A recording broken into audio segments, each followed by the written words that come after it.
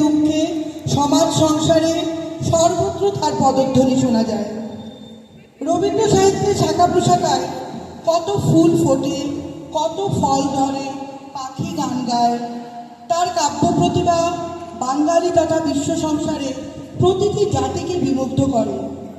কাব্য, গল্প, নাটক, সঙ্গীত, উপন্যাস, ভ্রমণ কাহিনী, পত্র সাহিত্য সর্বধরনের রচনায় তিনি অনন্য। আজ এই সন্ধ্যায় আমরা ঋতুর উপর তার যে গান ও কবিতার সম্ভার, তার থেকেই সামান্য কিছু গান ও কবিতা দিয়ে সাজিয়েছি আমাদের ঋতুরঙ্গের ডালি। এই প্রচেষ্টার মধ্য দিয়ে শুরু করছি আজকের কবি প্রণামের আমাদের উপস্থাপনা ঋতুরঙ্গ।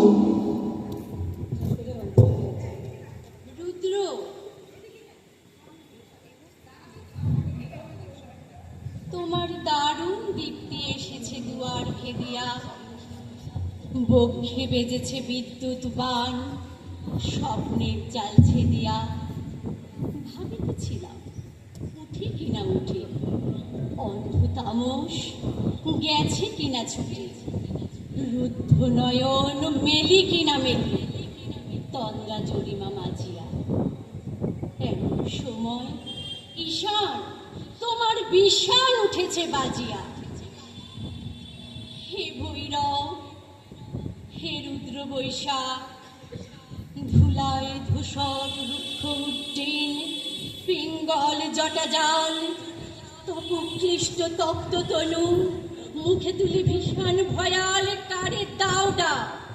হে ভৈরব, হে রুদ্র বৈশাখ, ছায়া মূর্তি তব অনুচর, দগ্ধ তাম্র দিগন্তের কোন ছিদ্র হতে ছুটে আসে, কি ভীষ্ম অদৃশ্য নৃত্যে মাতি উঠে উন্মত্ত আকাশে নিঃশব্দ প্রভাব।